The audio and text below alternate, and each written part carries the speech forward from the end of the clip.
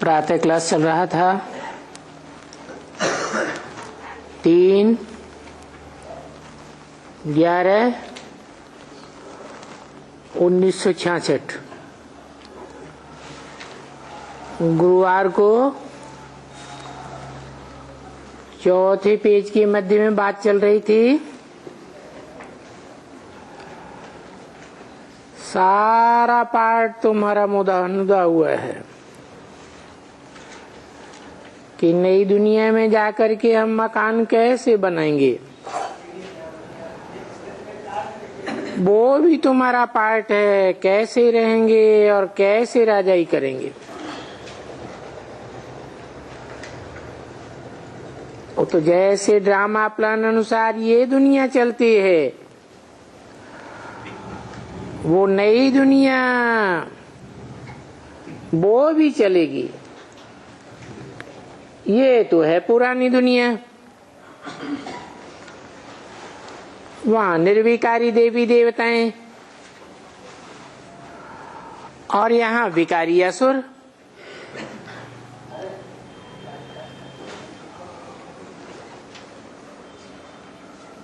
और वो कोई बीच का तो सुने है ना सब, जो नहीं सुना वो सुना कि सतयुग में ये सब होता है, त्रेता में ये होता है। परंतु ये बातें कोई भी नहीं जानते हैं, क्योंकि ये नई बातें शास्त्रों में है नहीं, कुछ भी नहीं है। भक्ति भी की, ये तो जानते हो ना, भक्ति की, ज्ञान और भक्ति, दिन और रात। जब भक्ति रूपी अंधेरा पूरा हुआ तो दिन रूपी सोजरा तो जरूर होना है ना बच्ची, सतयुग जरूर होना है ना। तो शास्त्रों में गाते भी ठीक हैं, ब्रह्मा का दिन ब्रह्मा की रात। ये भी बिल्कुल सहज है कि ब्रह्मा का नाम लेना है, क्योंकि सारी सृष्टि ब्रह्मा से ही उत्पन्न हुई। विष्णु का तो नाम लेना नहीं है, वो तो नाम का अर्थ ही है नो विषय टाल। तो सारी दुनिया में निर्विष दुनिया हो जाए, ये तो हो ही नहीं सकता है। तो ब्रह्मा का दिन और ब्रह्मा की रात,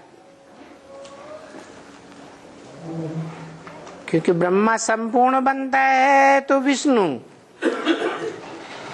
और दाढ़ी मूछ वाला ब्रह्मा अपूर्ण है तो ब्रह्मा की रात।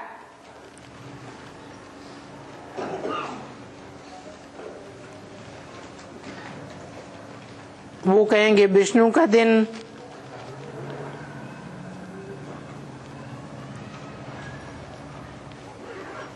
बाकी विष्णु की रात तो होती ही नहीं है। तो बात तो एक ही हो जाती है, क्योंकि ये गाया जाता है ब्रह्मा का दिन ब्रह्मा की रात, समझाया जाता है।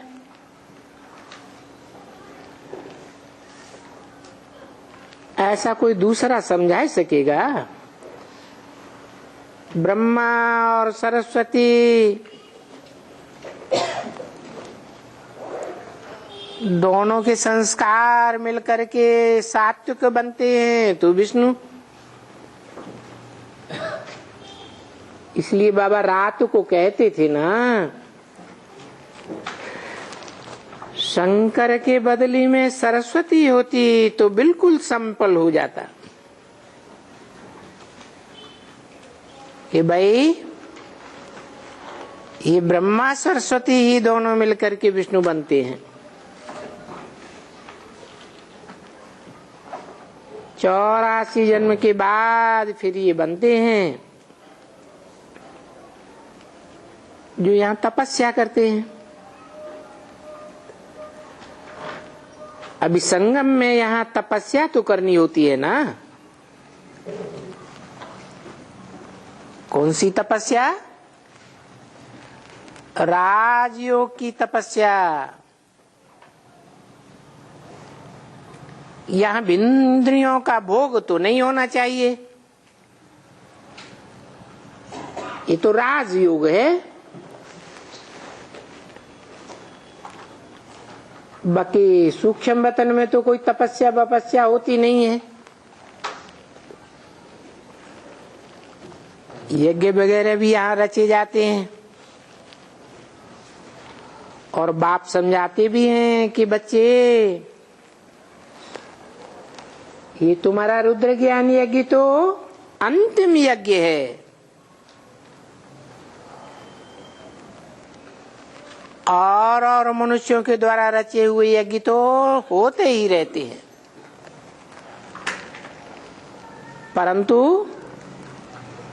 उन यज्ञों में कोई पूरी दुनिया की स्वाहा आहुति नहीं डाली जाती है। और ये रुद्र ज्ञान यज्ञ में तो सारी दुनिया की आहुति डाली जाती है। इसलिए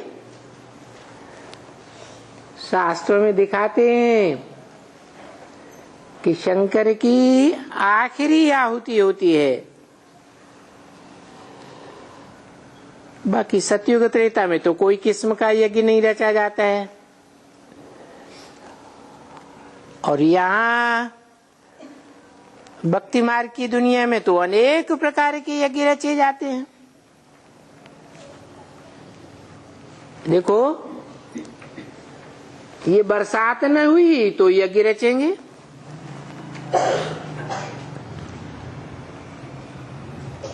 ये धरती वर्ती अगर डोलायमान हो गई तो भी यज्ञ रचेंगे।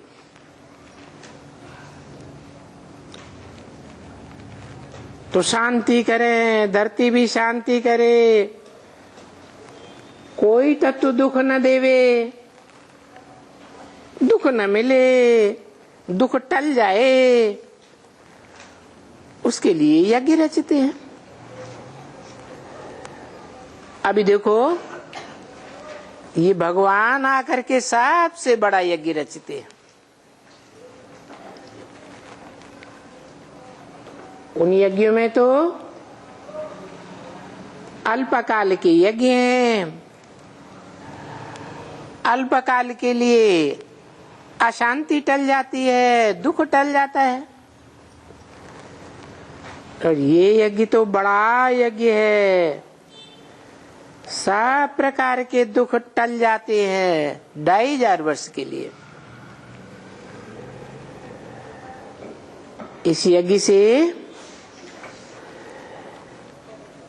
इस ज्ञान यज्ञ से सृष्टि भर में दुख का नाम निशान बिल्कुल नहीं रहता।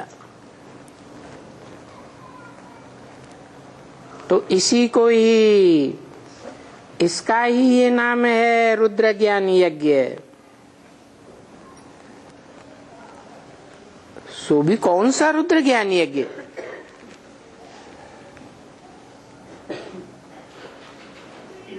राजस्व रुद्र अश्वमेघ विनाशी ज्ञान यज्ञ। राजस्व स्व की राजाई प्राप्त करने के लिए। कब प्राप्त होगी? कहते हैं मन जीते जगत जीते। ये मन रूपी घोड़ा है, इसे अश्व भी कहते हैं। तो अश्वमेध, ये नर मन रूपी घोड़ा को स्वाहा करना है। ऐसा करते हैं तो ये यज्ञ और इसकी प्राप्ति अविनाशी हो जाती है। इसलिए नाम रखा है राजस्व अश्वमेध अविनाशी ज्ञान यज्ञ। ये अविनाशी रुद्र है,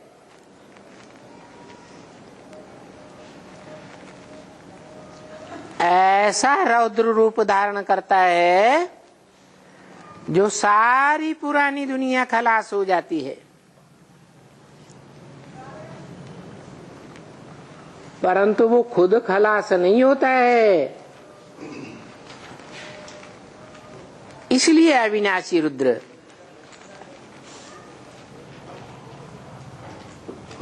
तो उसका रचा हुआ ये यज्ञ भी अविनाशी यज्ञ है, जिसमें सब खत्म हो जाएंगे। बाद में फिर 2500 वर्ष तक, 2 युगों तक कोई भी यज्ञ नहीं रचा जाएगा।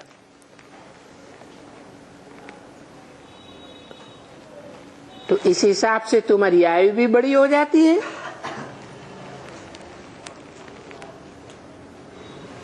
वैसे सब प्रकार की यज्ञ भी खत्म हो जाती है, बिल्कुल खत्म। तो कितना बच्चों को समझाते हैं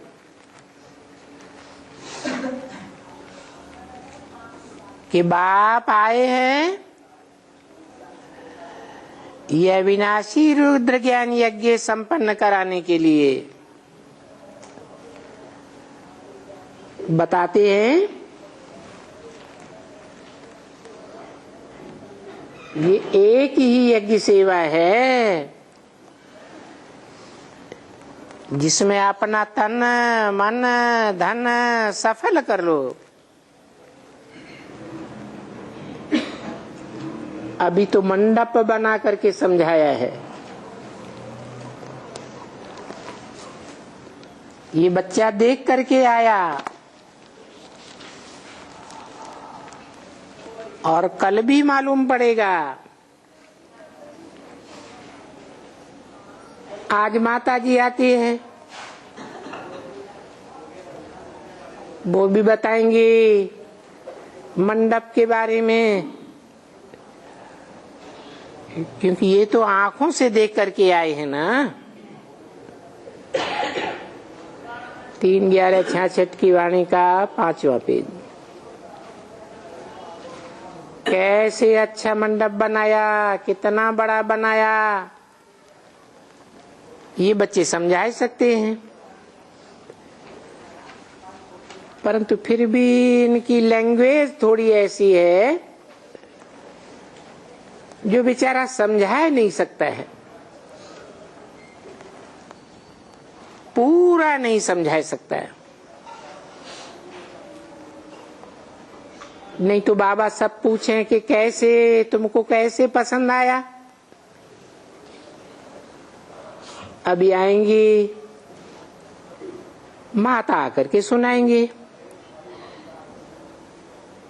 तो बाबा फिर क्या कहेंगे। अच्छा, अगर ऐसा है मंडप से ही ये होते हैं, चलो वो मंडप तो बनाते हैं कपड़े का, वाटर प्रूफ का बनाते हैं। ऐसे ऐसे सर्कस बहुत आते हैं, बाहर से आते हैं, उनमें बरसात पड़े तो भी कोई हर्जा नहीं रहता है। तो क्या ऐसा मंडप बनाने में कोई देरी है क्या? मंडप बनाए देंगे। ये जो हैरान होते जाते हैं, भटकते हैं, हाल लेने के लिए कितना भटकते हैं। तो चलो हम अपना मंडप बनाए देते हैं।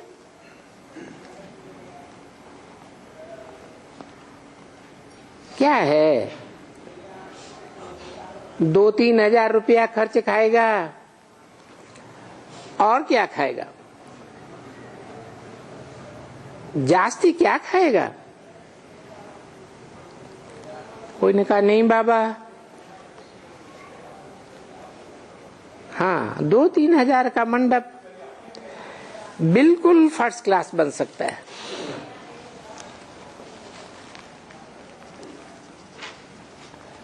अब ये हद के मंडप की बात है या बेहद के मंडप की बात है? बेहद का क्या मंडप? भागवत में एक कथा आती है, इंद्र ने बड़ी जोरों से बरसात बरसाई, पत्थर पड़ने लगे, बाढ़ आने लगी, गांव डूबने लगे। तो क्या मंडप बनाया? गोवर्धन पर्वत उठाया। क्या मतलब है? गौ माने भारतीय कन्याएं माताएं, वर्धन माने है बढ़ाना। भारतीय कन्याओं माताओं का ऐसा मंडप बढ़ाना, ऐसी वृद्धि करना जिसको पहाड़ का नाम दे दिया। उस पहाड़ को उन्होंने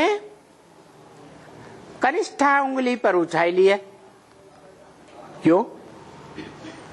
अंगूठे पे क्यों नहीं उठाया? उससे भी बड़ी उंगली जो बीच वाली होती है उस पे क्यों नहीं उठाया? नहीं, ये तो 5 अंगुलियां हैं, 5 पांडवों की सूचक। अंगूठा है युधिष्ठिर का सूचक। जो बड़ी उंगली है वो भीमसेन की सूचक है। तो बताया इन बड़े बड़े ब्राह्मणों को निमित्त नहीं बनाया, ऐसा बड़ा मंडप बनाने के लिए किसको बनाया?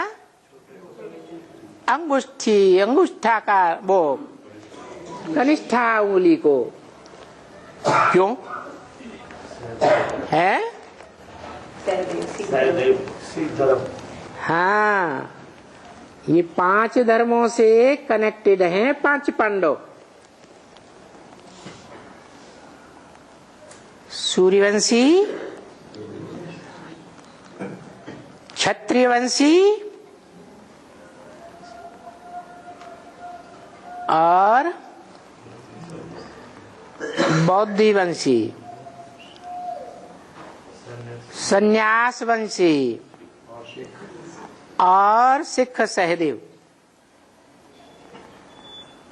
तो सहदेव नाम क्यों पड़ा है? सदैव उन्होंने देवताओं को सहयोग दिया, न इस्लाम धर्म को सहयोग दिया, न क्रिश्चियन धर्म को सहयोग दिया, न बौद्धियों को सहयोग दिया, कोई भी धर्म को सहयोग नहीं दिया। विदेशी धर्म को किसको सहयोग दिया? देवी देवताओं के धर्म को सहयोग दिया। जो राम कृष्ण को मानने वाले हैं, देवियों को भी मानने वाले हैं। तो ऐसे सिख धर्म की कोई तो कन्या माता रूपी आधार होगा ना, जिसको निमित्त बनाया है? जगदम्बा।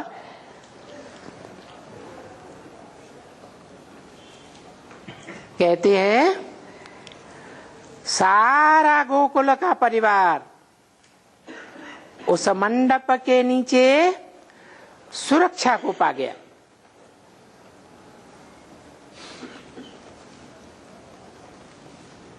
उस छोटी सी अंगुली को निमित्त बनाया। नहीं तो बंदर लगता है, इतनी छोटी सी अंगुली, उस पे पहाड़ कैसे उठाएगा कोई? तो नाम रख दिया है गोवर्धन पहाड़।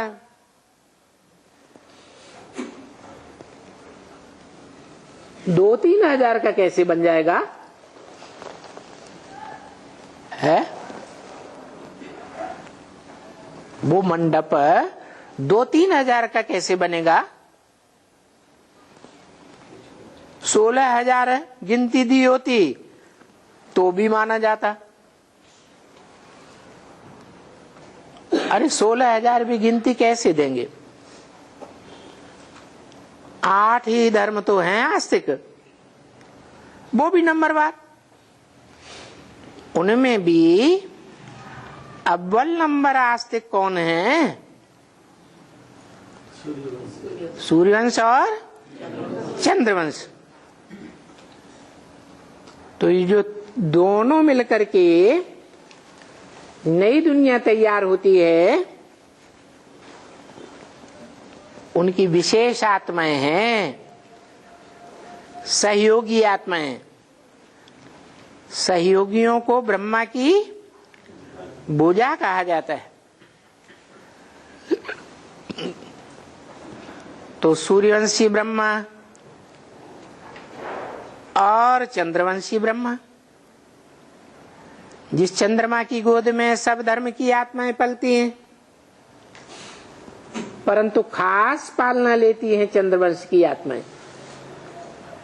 तो 1000 सूर्यवंशी भुजाएं और 1000 चंद्रवंशी भुजाएं, दोनों मिलकर के 2000 का खर्चा है। तो हम अपना मंडप बनाए देते हैं। क्या अपना शब्द क्यों लगाया है? ये देवी देवता सनातन धर्म का जो असली फाउंडेशन है वो ये मंडप है। हम जास्ती पैसा खर्च क्यों करें? बस ऐसे 1-2 मंडप बनाए देवे, जास्ती से जास्ती 3।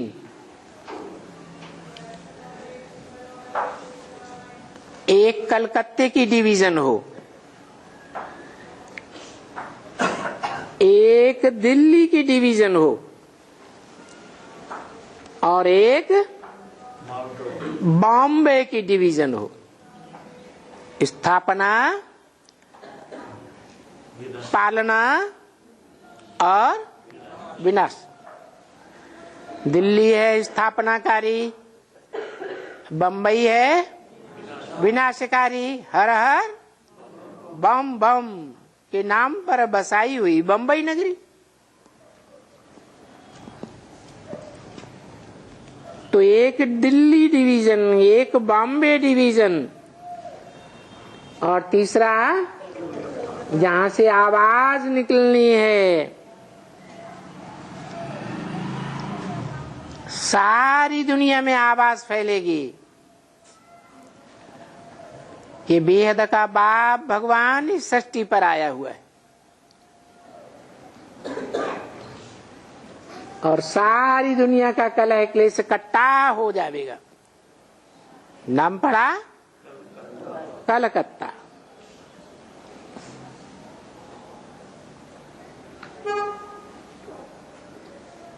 तो देखो ऐसे 3 प्रकार के मंडप बना करके सबको दे देवे। 3 मंडप बताए, कौन कौन से? एक स्थापनाकारी कलकत्ता, एक विनाशकारी बंबई और स्थापना का संपन्न रूप क्या हुआ? पालना। बंबई में पालना होगी ना? होगी नहीं? कलकत्ते में होगी? कहाँ होगी? जमुना के कंठे पर। दिल्ली में पालना होनी है।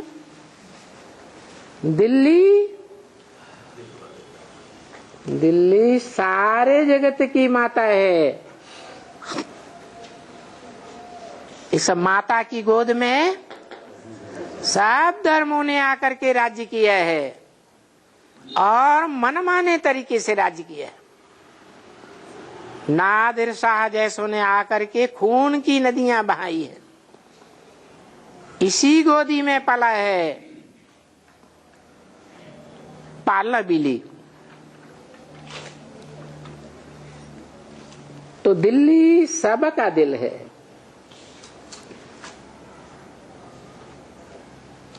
ये 3 मंडप बताए, ये चैतन्य है या जड़ मंडप है कपड़े के? जैसे झंडा कपड़े का बनाते हैं, उन कपड़े का झंडा बनाने वालों से पूछो जो गाते हैं विश्व विजय करके दिखलावे तब होवे प्रणपूर्ण हमारा। उनसे पूछो, अरे दुनिया में कपड़ों के झंडे से कोई ने विश्व विजय की है क्या? हमारे शास्त्रों में कपड़े का अर्थ बताया, वाशांसि जीर्णानि यथा विहाय। ये शरीर क्या है? आत्मा का कपड़ा है। एक कपड़े को छोड़ करके आत्मा दूसरे नए वस्त्र धारण करती है 84 जन्मों में। तो ये भारत का प्रसिद्ध विश्व विजय प्राप्त कराने वाला झंडा है 3 कपड़ों का, हरा, श्वेत और क्रांतिकारी रंग केसरिया रंग। ये 3 प्रकार के मंडप हैं जिनकी शरण में है, जिनकी शरण में आकर के विश्व की कोई भी धर्म की आत्माएं शरण ले सकती है। जैसे कल्प वृक्ष है, इस कल्प वृक्ष की 3 प्रकार की शाखाएं। एक शाखा ऐसी है जो नीचे से लेकर ऊपर तक ऊर्ध्व रहता है या नीचे जाती है? ऊर्ध्व रहता है। एक शाखा ऐसी है जो दाईं ओर की ओर जाती है, भारतीय ब्रह्मचर्य को सपोर्ट करने वाली, जैसे बौद्ध धर्म, संन्यास धर्म, सिख धर्म आदि। और तीसरी शाखा ऐसी है जो भारतीयता को ठोकर मार करके सारी दुनिया में विदेशी संस्कृति फैला देती है, राक्षसी संस्कृति, आक्रामक संस्कृति। तो 3 प्रकार की डालियां बन जाती हैं। जो दाईं ओर की डालियां हैं वो भारतीय धर्मों की है, जो बाईं ओर की डालियां हैं विदेशी धर्मों की, और जो तना है सीधा जाता है ऊपर वो शुद्ध भारतीय धर्म, सूर्यवंशी धर्म कहो। तो बताया ये 3 मंडप में सारी दुनिया की सभी धर्म की आत्माएं शरण लेती है। सबको दे देना चाहिए और जहां चाहे, जिस देश में चाहे वहां अपना बनाते रहो, करते रहो। अच्छा, गांव में जाकर के ये करना है, ये सबसे छोटी प्रदर्शनी है। क्या? त्रिमूर्ति। 3 मंडप की, ब्रह्मा, विष्णु और शंकर की त्रिमूर्ति। चलो हम छोटा भी मंडप बनाए देते हैं, समझा ना? उसे बनाने में तो कोई हर्जा नहीं है, बिल्कुल ही हर्जा नहीं। और प्रदर्शनी तो दिन में ही की जाती है। और अगर अगरबत्ती न हो तो बस दिन में ही टाइम रख देंगे गाँवरे में, रात का प्रोग्राम नहीं रखेंगे। वो तो प्रोजेक्टर की दरकार है जो रात में दिखाया जाता है। उसमें तो चैतन्य चित्र होते हैं या चलचित्र होते हैं? जड़ चित्र होते हैं, चलचित्र होते हैं। प्रोजेक्टर में चित्र जड़ होते हैं, हिलते डुलते नहीं। तो देखो रात्रि में प्रदर्शनी करने में तो तकलीफ होती है, और दिन में प्रदर्शनी करने में कोई तकलीफ। छोटा गांवड़ा हो, मीडियम टाउन हो, कस्बा हो, बड़ा शहर हो, कहीं भी ले जा करके ये त्रिमूर्ति की छोटी प्रदर्शनी थोड़े लोगों के बीच में भी कर सकते हैं। तो देखो दिन में भी दिखला सकते हैं, अंधियारा करके भी दिखला सकते हैं। क्या प्रोजेक्टर? नहीं, प्रोजेक्टर तो रात में ही दिखला सकते हैं, लेकिन प्रदर्शनी छोटा सा चित्र है त्रिमूर्ति का। सबसे छोटे से छोटा क्या है? चित्र। त्रिमूर्ति का सबसे छोटे से छोटा चित्र क्या है?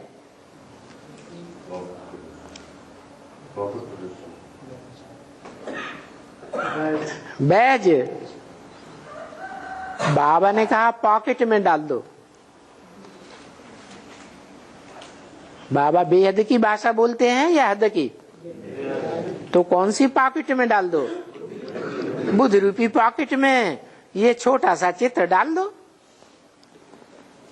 इसका विस्तार कहीं भी ले जा करके समझाते रहो, बड़े शहर में, छोटे गांव में। तो अपना अपना सामान हो, अपनी गवर्नमेंट, अपना सामान, कोई किसी से लोन लेने की दरकार है ही नहीं। तो एक मंडप भी बना देते हैं। इसे बनाने में कोई बड़ा भारी खर्चा तो है ही नहीं। इस प्रदर्शनी के लिए हम क्यों बड़ी भारी बिल्डिंग बनाते रहें? बड़े बड़े म्यूजियम बनाते हैं ना, तो बड़ी बिल्डिंग बनानी पड़ती है ना, कई कमरों की। तो क्या दरकार है? तो बाबा डायरेक्शन दे रहे हैं, बच्ची। हेलो बच्ची, दिल्ली बच्ची, कोई दिल्ली से आई हुई बहन है। बाबा डायरेक्शन दे रहे हैं, क्योंकि वहां राजकुमार अच्छा बच्चा है, बहुत अच्छा, बहुत सेंसिबल बच्चा है। कौन? राजकुमार भाई कौन है? कोई देहधारी है या आत्माभिमानी बच्चा है? बाबा तो जरूर आत्माभिमानी बच्चे के लिए कहेंगे। तो वेद की भाषा में 500 करोड़ पत्तों में जो झाड़ के 500-700 करोड़ पत्ते हैं, उनमें सबसे जास्ती आत्माभिमानी बच्चा पत्ता कौन सा हुआ है? राम बाबू। 500 करोड़ 700 करोड़ पत्तों के बीच में, हाँ, बहुत सेंसिबल बच्चा है। क्या नाम है? कौन से राजा का कुमार? बड़े तो बड़े दुनिया का जो राजा है, विश्व का मालिक है, उसका राजकुमार। चित्र में भी देखो छपा हुआ है। कौन से चित्र में? लक्ष्मी नारायण के चित्र में क्या छपा हुआ है? महाराज कुमार श्री कृष्ण। तो राजकुमार है ना। तो देखो बहुत सेंसिबल है वो बच्चों से। ये बच्चा, तुम बच्चों का नाम नहीं लिया, बहुत सेंसिबल है वो बच्चों से। ये बच्चा बाजू वाला, वो बच्चे कौन? जो और धर्म के हैं, इन गहरी बातों को समझते ही नहीं। ब्राह्मण की दुनिया में और धर्म के बच्चे हैं या नहीं है? हैं? हाँ, 16,000 भुजाओं में 2,000 भुजाएं हैं जो सूर्यवंशी चंद्रवंशी हैं। बाकी तो सब और धर्मों से आई हुई है, कन्वर्ट होकर के इस आखिरी जन्म में। तो बताया,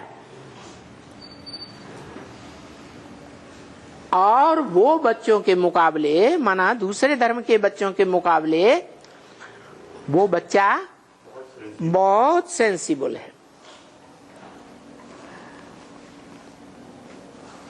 वो बच्चों से, क्या कहा? वो बच्चों से। और तुम बच्चों से बहुत सेंसिबल है या नहीं है? है? तुम बच्चों के मुकाबले क्यों नहीं कहा?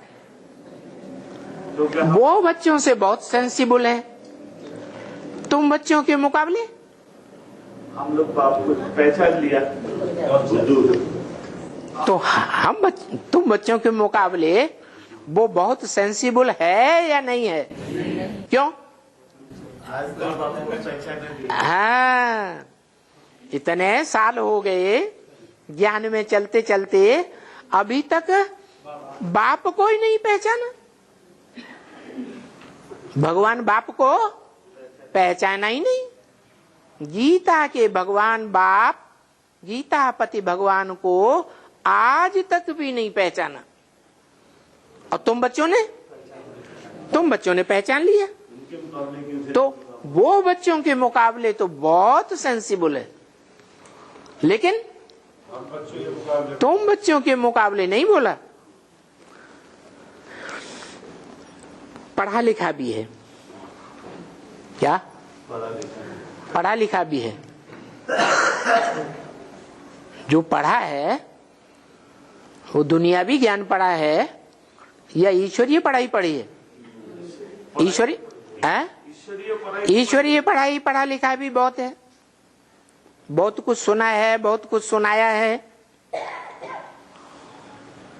तो वो टेंट्स कैसे बनते हैं, कहाँ बनते हैं, ये सारी बात जानता है। कौन सा बच्चा? राजकुमार बच्चा। वो टेंट्स कैसे बनते हैं और कहाँ बनते हैं, बताओ। कहाँ बनते हैं? दिल्ली, कलकत्ता, बंबई में बनते हैं। वो तो बांटने के लिए बोला, इन 3 शहरों में बनाकर बांट देना चाहिए, सब के लिए हो जाएंगे। लेकिन बनते कहाँ हैं? माउंट आबू में बनते हैं। ये 3 मूर्तियों रूपी मंडप, ये माउंट आबू में बनते हैं। जहां बनते हैं तो जहां बनते होंगे पहले बुद्धि रूपी पेट में बनते होंगे, या कागज पे बनते होंगे, या प्रैक्टिकल में बनते होंगे? तो कहाँ बनते हैं? अरे इन तीन मूर्तियों की पहचान कहाँ मिलती है बुद्धि को? कौन से मधुबन में? माउंट आबू में मिलती है? हाँ, माउंट आबू में मिलती है, लेकिन सिर्फ इतना मिलती है कि वो भी एक आत्मा है, वो भी आत्मा है, वो भी आत्मा है। तीन आत्माएं हैं, एक ब्रह्मा, एक विष्णु, एक शंकर। लेकिन इस दुनिया में वो तीन कौन सी आत्माएं हैं जिनकी छत्र छाया के नीचे सारी दुनिया की मनुष्य आत्माएं छत्र छाया में पलेंगी? वो कहाँ बनती है? तो पूछा वो टेंट्स कैसे बनते हैं, कहाँ बनते हैं? ये राजकुमार बच्चा सब जानते हैं। क्या? सब जानते हैं। तुम बच्चों के लिए क्यों नहीं कहा कि सब जानते हैं?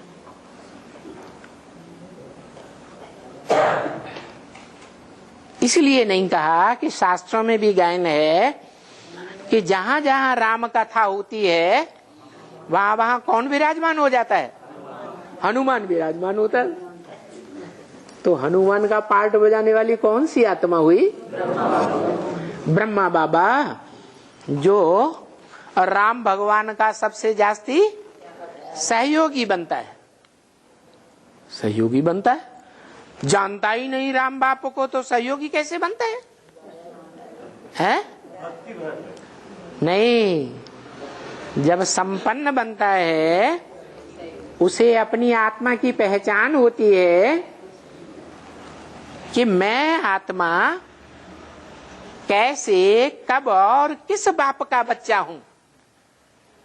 ये पहचान अभी है? अभी नहीं। जिस दिन से ये पहचान होती है उस दिन से वो बच्चा अपने बाप का सबसे बड़ा सहयोगी बनता है या नहीं बनता है? बनता है। सब जानते हैं वो, क्योंकि कि जो भी टेंट्स में रहने वाले होते हैं उन टेंट्स में रहने वालों को खुदा न खास्ता रात हो जाए तो बिजली की दरकार होती है या नहीं होती है? बिजली माने रोशनी, रोशनी की दरकार होती है ना। तो ये बिजली उनको जाकर के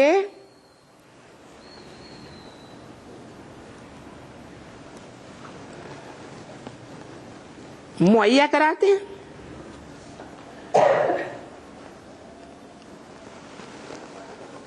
जो टेंट्स वाले होते हैं वो बिजली का भी प्रबंध करते हैं ना, है? करते हैं कि बिजली वाले अलग से बुलाए जाते हैं। टेंट्स वाले तो बहुत मशहूर होंगे। उनकी काहे की दुकान होती है? टेंट बनाने की दुकान होती है। जो मंडप लगाए हुए इनको अप्रोच करते होंगे कि भाई बिजली भी चाहिए इसमें, तो बिजली के बारे में वाकिफ भी होंगे। कौन? टेंट्स वाले। दिल्ली बड़ा, बहुत शहर बड़ा है, वहां सब कुछ है। क्या? वहां टेंट्स वाले भी हैं, और छोटे मोटे शहरों में टेंट्स वालों की दुकान हो या ना हो, लेकिन दिल्ली तो बड़ा शहर है। मंडप अच्छा, एकदम रेन प्रूफ। क्या? अच्छा सा मंडप, रेन प्रूफ। कैसा रेन प्रूफ? सिर्फ बारिश ही नहीं, साधारण पत्थरों की बारिश भी हो जाए तो भी उसमें कोई असर नहीं पड़ेगा। जो उसमें पानी पड़े तो भी कोई हर्जा न रहे, कैसा भी मूसलाधार पानी पड़े। जब षष्ठी का अंत होगा तो मूसलाधार बरसात होगी या नहीं होगी? पत्थर भी पड़ेंगे या नहीं पड़ेंगे? तो इस मंडप में ऐसा प्रूफनेस वातावरण होगा जो बैठने वालों को न बरसात का अनुभव, न बाढ़ का अनुभव और न पत्थरों का अनुभव होगा। ऐसे टेंट वाले, बताओ ऐसे टेंट वाले कौन? दिल्ली वाले।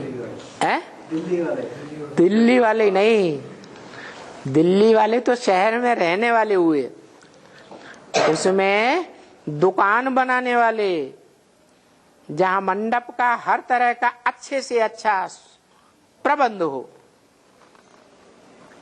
ऐसा मंडप का सामान तैयार करने वाले।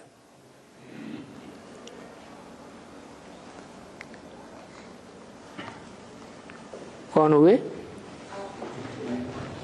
एकदम रेन प्रूफ, जो उसमें पानी पड़े तो भी कोई हर्जा न रहे।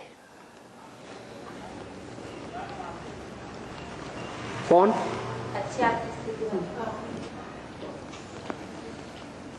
पानी पड़े नुकसान ना हो तो कोई हर्जा तो नहीं, ये भी कर सकते हैं। देखो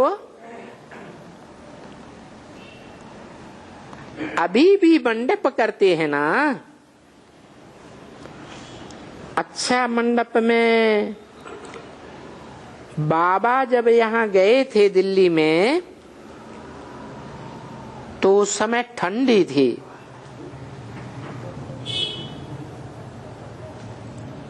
तब भी मंडप पर जाकर के लेक्चर करते थे ना, उसमें मेजर की कोठी में, वाइन की कोठी में,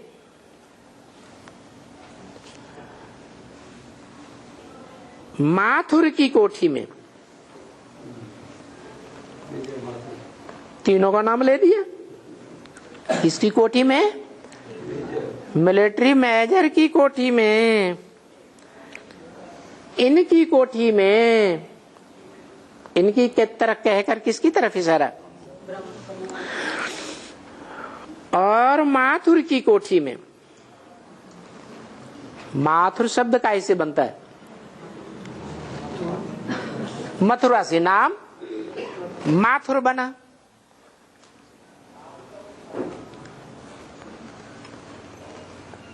मथुरा किस लिए प्रसिद्ध है? कृष्ण के जन्म के लिए मथुरा प्रसिद्ध है। कहाँ जन्म हुआ? हाँ, मथुरा में जन्म हुआ। जन्म माने प्रत्यक्षता रूपी जन्म। मथुरा का अर्थ क्या हुआ? हाँ, देह अभिमान मथा जाए, और माने जांग। तो मथुरा में जन्म हुआ।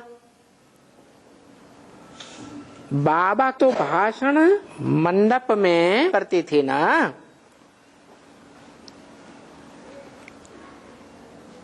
फिर वहां मंडप में ठंडी पड़ती थी क्या?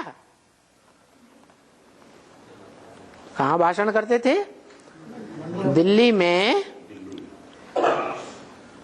मंडप में भाषण करते थे। मौसम कैसा था? ठंडी का मौसम, बेहद का ठंडी का मौसम क्या होता है?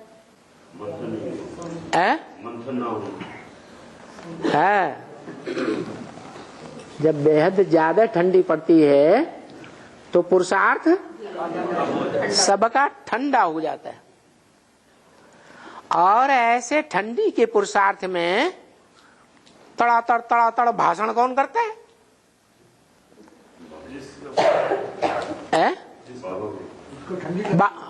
ठंडी लगती है सो भाषण करता है, वो तो ठिठुर जाएगा। हाँ, ठंडी लगती तो सबको है। त्रिमूर्ति में भी एक मूर्ति है जो ऐसे बैठा हुआ कि बड़ा ठंडी लग रही है उसको। कौन सी मूर्ति? ब्रह्मा की मूर्ति ठंडी लग रही है, वो तो आराम से बैठा हुआ है? शंकर ठंड में ठिठुर जैसे रहा है। नंगा भी है, नंगा माने आत्मिक स्टेज, देवान का नाम निशान नहीं। तो नहीं तो आत्मा को नंगा कैसे दिखाएं? कैसे दिखाएंगे? है देह रूपी कपड़ा जो है उसको ठिठुरते हुए दिखाई दिए। तो मंडप में ठंडी लगती थी क्या बाबा को? है वो स्थूल बाबा, ठंडी भी स्थूल मौसम, स्थूल मौसम की बात। और बेहद का बाबा भी है या नहीं है? तो कौन सी ठंडी की बात है? जहां सबका पुरुषार्थ ठंडा होता है और वो भाषण पे भाषण करते ही चला जाता है। कोई के ऊपर असर हो या न हो, वो भाषण करने से नहीं चूकता। वहां कुछ भी इनको ठंडी लगती थी? कुछ भी नहीं। ठंडी के लिए तो कपड़े हैं ना गरम। क्या ठंडी के लिए क्या किया जाता है? गरम कपड़ा चाहिए। यहाँ वो तो भक्ति मार्ग के स्थूल ठंडी कपड़ों की बात हुई। यहाँ गरम कपड़े कौन से? नहीं, कपड़ा माने शरीर। ऐसा शरीर रूपी कपड़ा जिसको भक्ति मार्ग में कहा गया है धनुष। क्या? नानक चाप जहाज, ऐसे हिंदुओं में कहते हैं शंकर चाप जहाज। जय चढ़े उतरे पार नर, बूढ़े कल संसार। ये शरीर रूपी वो वस्त्र है जो झाड़ के चित्र के ऊपर दिखाया है? विनाश हो रहा है, आत्माएं अपना शरीर रूपी वस्त्र छोड़ करके जा रही हैं। किसकी याद में जा रही है?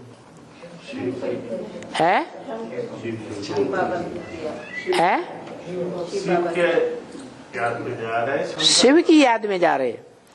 दुनिया की आत्माओं को, जो दूसरे धर्म की आत्माएं हैं, वो इतनी गहरी पुरुषार्थी होती हैं धर्म पिताओं को छोड़ करके, जो निराकार की याद में टिक सके। निराकार की याद सहज है या साकार की याद सहज है? साकार की याद सहज है। तो उस साकार की याद में, माने उस कपड़े की याद में सारी दुनिया को गर्मी आ जाती है। क्या? और इस दुनिया में जो मूसलाधार बरसात होती है, बरसात के बाद ठंड पड़ती है कि नहीं? वो ठंडी के मौसम में भी सब ऊंची स्टेज में उड़ते हैं। लेकिन उन ऊंची स्टेज में उड़ने वालों को या उड़ाने वालों को, कोई तो उड़ाने वाला है। कौन है? जो झाड़ के ऊपर दिखाया गया। तो दिखाया है उसको शिव का धनुष कहते हैं। राम ने क्या किया? है शिव का ही धनुष को तोड़ दिया। शिव ने किसमें पहले पहले प्रत्यक्ष होकर के धनुष के रूप में पुरुषार्थ कराया है? प्रत्यक्ष होकर के ब्रह्मा के। तो ब्रह्मा दधीचि ऋषि हुआ या नहीं हुआ? कहते हैं दधीचि ऋषि की हड्डियों से क्या बनाया गया? धनुष बनाया गया। तो ऐसे दधीचि ऋषि की हड्डियों से बना हुआ धनुष जो इतना वज्र जैसा शस्त्र तैयार होता है, ऐसे धनुष को भी तोड़ दिया। किसने? राम वाली आत्मा ने तोड़ दिया। तो ऐसे मजबूत कपड़े जो ठंडी का एकदम मुकाबला कर सके, इसलिए आज भी यादगार में शंकर को कहाँ दिखाते हैं? कैलाश पर्वत पर, जहाँ हिमालय पर बहुत ही ठंडी रहती है। भक्तों ने पहाड़ दिखाई दिए है। पहाड़ की बात है क्या है? ऊंची स्टेज की बात है। और उस ऊंची स्टेज में ठंडी की बात है। हम जितना ऊंचाई पे जाएंगे ठंडी बढ़ती जाती है, कम होती है? बढ़ती जाती है। लेकिन ज्ञान सूर्य की याद में जो रहने वाला है उसको महसूस ठंडी होगी या नहीं होगी? नहीं होगी। तो ठंडी के लिए तो उसके शरीर रूपी वस्त्र याद में गर्मी देते हैं या नहीं देते हैं? तो वो पहना जाता है ठंडी से बचने के लिए। क्या? याद में रहने वाला जो शरीर रूपी वस्त्र है वो ठंडी में पहनना चाहिए, तब ठंडी से बचाव होता है, आराम रहता है या नहीं? आराम देते हैं। सुनना है कानों से। क्या? सुनना है कानों से, और बाप को आकर के मुख से बोलना है। कौन सा बाप है? शिव बाप आकर के, माने वो स्थायी यहीं रहता है या कहीं से आता है? आता है। तो बाप को आकर के मुख से बोलना है। तो ठंडी में क्या होता है? कोई हर्जा थोड़ा ही होता है। बाप को आकर के मुख से बोलना है। भविष्य की बात, पास्ट की बात या वर्तमान की बात बोलना है। कहाँ की बात बताई? भविष्य की बात बताई। मुख से बोलना है। तो मुख से उस समय बोलने में ठंडी में क्या होता है? कोई हर्जा होता है? कोई हर्जा थोड़ा ही होता है। ये तो बल प्रदर्शनी है। कौन सी प्रदर्शनी की तरफ इशारा किया? जड़ चित्रों की प्रदर्शनी के लिए इशारा किया। ये तो बल प्रदर्शनी है, लेकिन जड़ चित्रों की प्रदर्शनी है। चैतन्य चित्रों की प्रदर्शनी है क्या है? अरे जिस समय बाबा ब्रह्मा बाबा मौजूद थे, जड़ चित्रों की प्रदर्शनी है। इनको ठंडी लगती है क्या? जड़ चित्रों को ठंडी लगती है क्या है? जड़ चित्रों को तो ठंडी की बात ही नहीं। तो कौन सी चित्रों की बात है? चैतन्य चित्रों की बात है। तो वो उस समय की बात है या भविष्य की है? भविष्य के लिए इशारा दिया। कितने भी ये मंडप बना सकते हैं त्रिमूर्ति वाले। मंडप बनाने में क्या खर्चा होता है? हैं? ये 1000-2000 माने 1000-2000 ऐसी आत्माएं तैयार की जाएं तो वो मंडप तैयार हो जाए। और फिर भी अगर जाएं तो नहीं,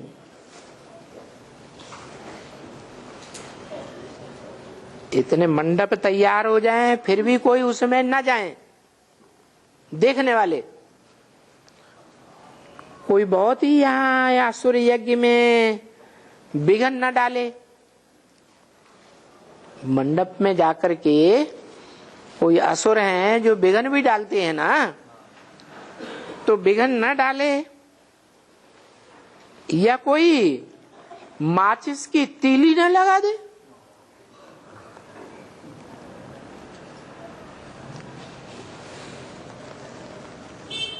चलो इन चित्रों को इंश्योरेंस करा दो। इन चित्रों को है? हाँ, त्रिमूर्ति के चित्र तो जड़ चित्रों को या चैतन्य चित्रों को? जड़ चित्रों को इंश्योरेंस करा दो। है? चैतन्य चित्रों को इंश्योर करा दो। वो जड़ चित्र जो है, जिसका जड़ चित्र बना, उसमें ब्रह्मा चैतन्य था या नहीं था? चैतन्य तो था, लेकिन जड़त्वमयी बुद्धि वाला था या चैतन्य बुद्धि था? है? तो देखो, उसको इंश्योर करा सकते थे नहीं। उसके इंश्योर होने की तो बात ही, शरीर ही छोड़ दिया।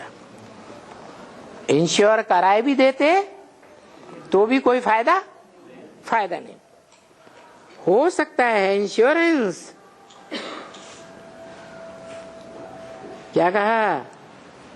ऐसे नहीं कि इंश्योरेंस नहीं हो सकता है। क्या? जड़ चित्र चैतन्य चित्रों की तरफ इशारा कर रहे। हो सकता है इंश्योरेंस, हो सकता है। एक चित्र या त्रिमूर्ति, तीनों चित्र एक हो सकता है, तीनों चित्र नहीं है? हो सकता है। ये चैतन्य त्रिमूर्ति का चित्र इंश्योर हो सकता है। जिस्मानी गवर्नमेंट में इंश्योरेंस हो सकता है इंश्योर, या रूहानी गवर्नमेंट में हो सकता है? क्योंकि जिस्मानी गवर्नमेंट में इंश्योर करा लें तो कोई फायदा नहीं। क्यों? क्योंकि शरीर छूट जाए तो कोई मतलब ही नहीं इंश्योर कराने का है। दुनिया में तो इंश्योर कराते हैं, जीवन बीमा कराते हैं। इंश्योर कराया, सफलता न मिली तो भी घर वालों को फायदा होता है। और यहाँ अगर ये इंश्योर कराया हुआ ब्रह्मा की तरह खेल खलास हो जाए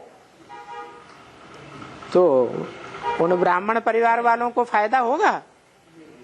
कोई फायदा नहीं होगा, और दुनिया को भी कोई फायदा नहीं होगा। फिर भी इंश्योर तो करा सकते हैं, माना? दुनिया में तो इंश्योर कराने के बाद भी शरीर छोड़ देते हैं, और यहाँ है? यहाँ ईश्वरीय गवर्नमेंट में अगर इंश्योर करा दिया तो क्या होगा? उससे शरीर छोड़ने की बात है ही नहीं। हो सकता है इंश्योर, तो सर्विस तो करनी होती है ना बच्ची, युक्ति से। क्या? और समझाना भी बहुत अच्छी तरह से है सबको। ये तीनों चित्र, कौन कौन से तीनों चित्र? कौन सा ब्रह्मा? ब्रह्मा तो शरीर छोड़ गया। ब्रह्मा तो 4 है, इसमें भी तो है आदि। एक ब्रह्मा तो शरीर छोड़ गया है ना, और उसके साथ सहयोगिनी शक्ति भी शरीर छोड़ गई। लेकिन थोड़ा थोड़ा तो बैठे हैं। चलो ठीक है, चलो एक ही हुआ, बाकी यहाँ तो 3 है, 3 मूर्तियां हैं। 3 मूर्तियों की इंश्योर होने की बात है। हाँ, वही शंकर बलिया, वो एक ही मूर्ति एक विष्णु है। ब्रह्मा की जगह जगदम्बा बाबा। हाँ, जगदम्बा है ना। ब्रह्मा की पूजा नहीं होती है, तो शरीर छोड़ने के बाद जिस स्त्री चोले में माता के रूप में प्रवेश करता है, तो पूजा होती है या नहीं होती है? होती है। तो वो भी मूर्ति इंश्योर हो सकती है। और शंकर बलिया वो तो बोल दी पहले ही, वैष्णवी शक्ति वो भी जिंदा रहेगी या खलास हो जाएगी? तो समझाना बहुत अच्छी तरह से है कि कौन कौन सी वो चैतन्य 3 मूर्तियां हैं चैतन्य प्रदर्शनी में, जिनको इंश्योर कराया जा सकता है। बाबा का परिचय देना है पूरा अच्छी तरह से। क्या कहा है? किसका परिचय? बाबा का परिचय, बाप का नहीं। बाप का क्यों नहीं? बाप तो निराकार है। हाँ, वो तो आत्माओं का सिर्फ बाप है। हम आत्माएं भाई भाई, और वो है बाप। दूसरा कोई संबंध बनता ही नहीं। दूसरे संबंध तो तब बनते हैं जब इस दुनिया में वो शरीर में प्रवेश करता है, तब अनेक प्रकार के संबंध बन जाते हैं। जैसा जैसा कर्मेंद्रियों के साथ संबंध जुड़ता है, वैसे वैसे संबंध बन जाते हैं। बाकी जब निराकारी ओरिजिनल स्टेज में है, तो वो हमारा सिर्फ बाप है। तो बाबा की बात है। परिचय किसका देना है? पूरा परिचय देना है पूरी तरह से बाबा का। बाप का परिचय, मैं आत्मा, मुझ आत्मा का बाप है ज्योति बिंदु। मैं आत्मा ज्योति बिंदु निराकार, तो मेरा बाप भी ज्योति बिंदु निराकार। बाकी पक्का आईडी प्रूफ हो गया क्या है? जाकर के ढूंढ सकेंगे? नहीं, यहां तो पक्का आईडी प्रूफ चाहिए। तो अच्छी तरह से परिचय देना है। सो भी ऐसे नहीं कि बिंदी रख दी, उसके ऊपर लाल लाइट का गोला चढ़ा दिया और ये शिव बाबा हो गया। इसको कहेंगे शिव बाबा? ये कोई शिव बाबा थोड़ा ही हुआ। हाँ, नहीं, लाल लाइट के गोले के साथ बिंदु दिखाई, तो वो लाल लाइट का गोला साकार की यादगार है।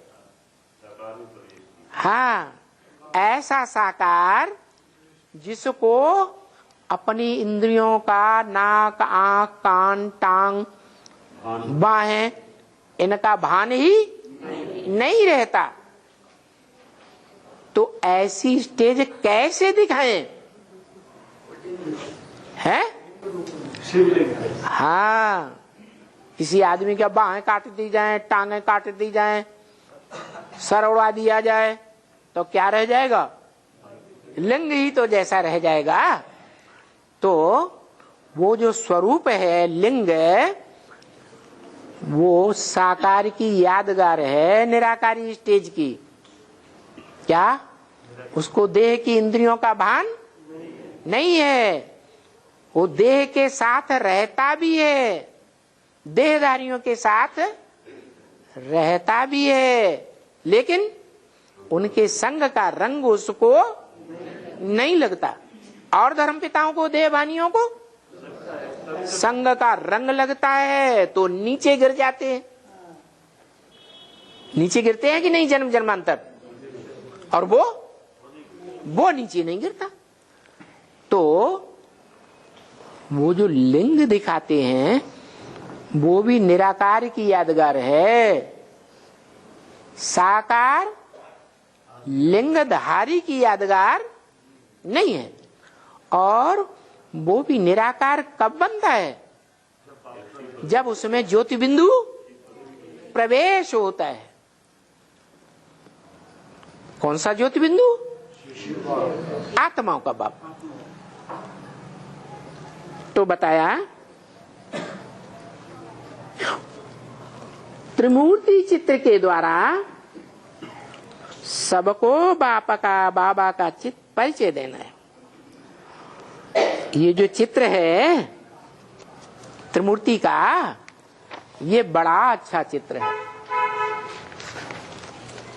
क्या?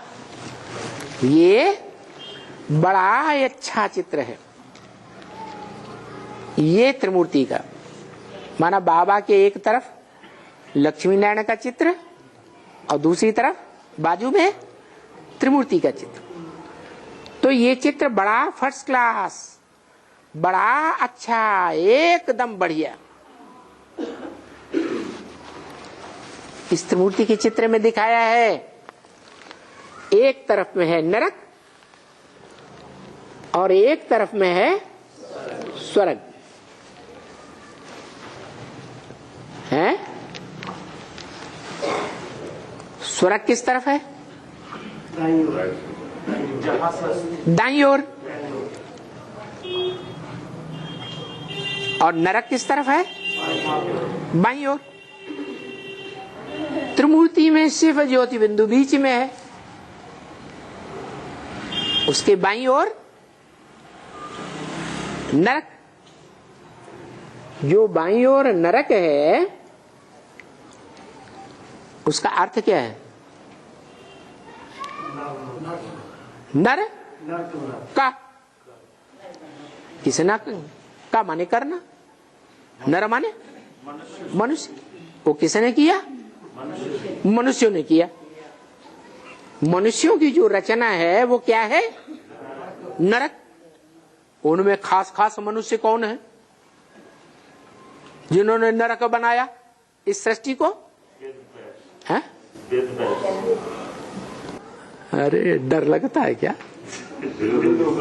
है? दुर्योधन दुशासन तो सारे ही बैठे हुए हैं पुरुष। है? वो पुरुष तो एकांत पाए करके शिव की शक्तियों के साथ दुर्व्यवहार किए मानते ही नहीं। दुष्ट युद्ध करते हैं कि नहीं? दुष्ट शासन करते हैं कि नहीं? खींचातानी का। तो दुष्ट युद्ध करने वाले, दुष्ट शासन करने वाले, दुशासन दुर्योधन तो सभी है ना। चलो रामायण में रावण कह दिया, रावण संप्रदाय। महाभारत में कौरव संप्रदाय कह दिया दुर्योधन दुशासन को। है कहाँ की बात? है तो संगम युग की बातें हैं ना। तो जिस तरफ नरक दिखाया है उस नरक का कंट्रोलर कौन दिखाया है? नरक का कंट्रोलर मनुष्य होगा या नहीं होगा? है? मनुष्य होगा। जो मनुष्य होगा वो मनुष्य विकारी होगा, विषपाई होगा या निर्विष होगा? विषपाई होगा। नीलकंठ कहा जाता है। तो इतना विकारी है कि दुनिया का जितना भी विषय विकार है वो सारा पी जाने वाला है। तो पी ही जाता है या पचा भी जाता है? बचा भी जाता है। पीता भी है और पचाता भी है। तो क्या जो भी पतित हैं, विषयी विकारी हैं, उनको पावन बनाने वाला है? उनके द्वारा पावन, जो विकारी हैं उनके द्वारा पावन बनने वाला है?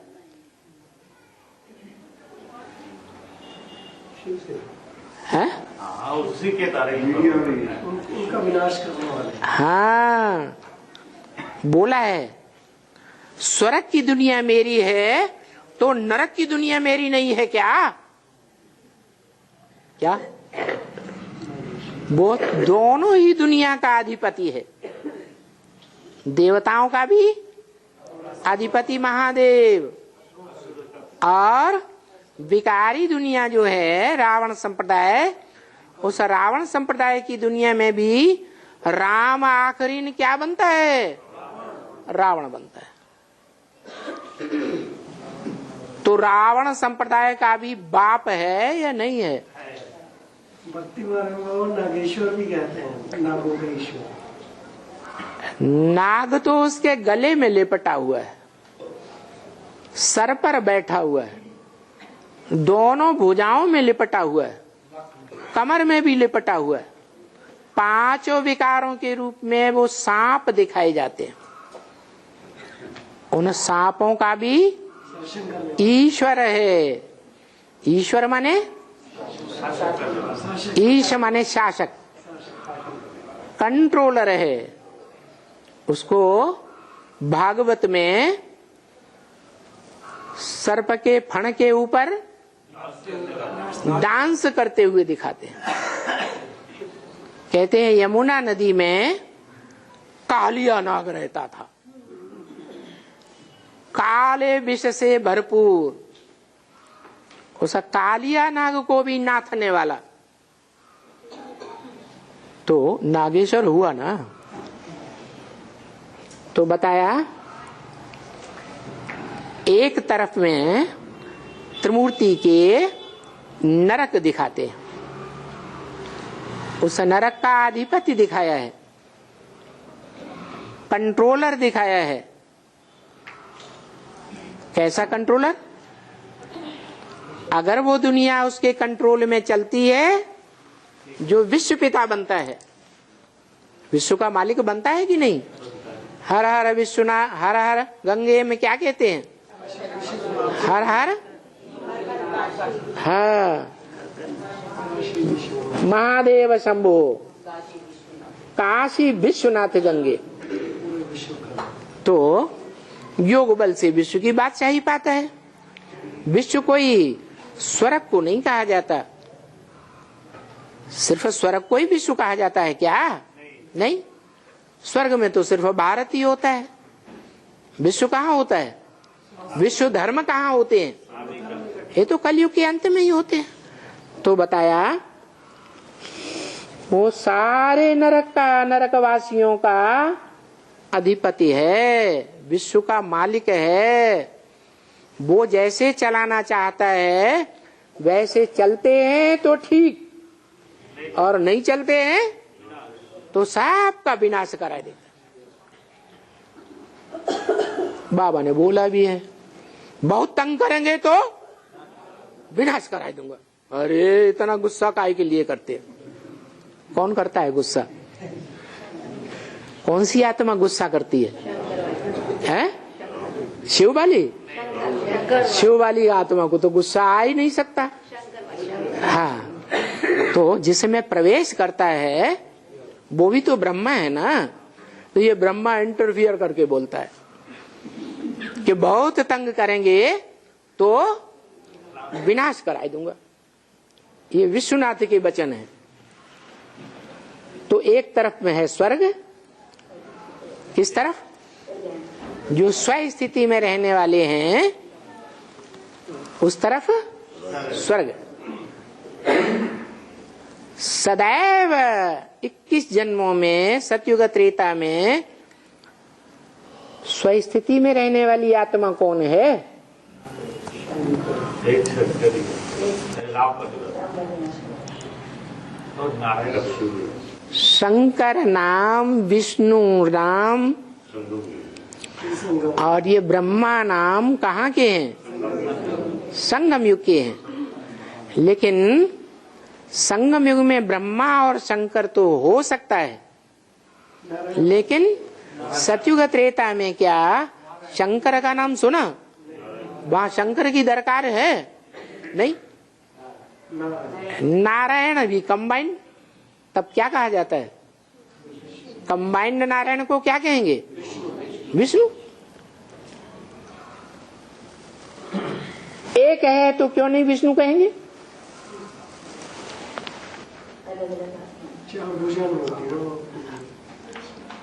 क्योंकि स्त्री पुरुष इकट्ठे हों और इकट्ठे रह करके भी पवित्र हैं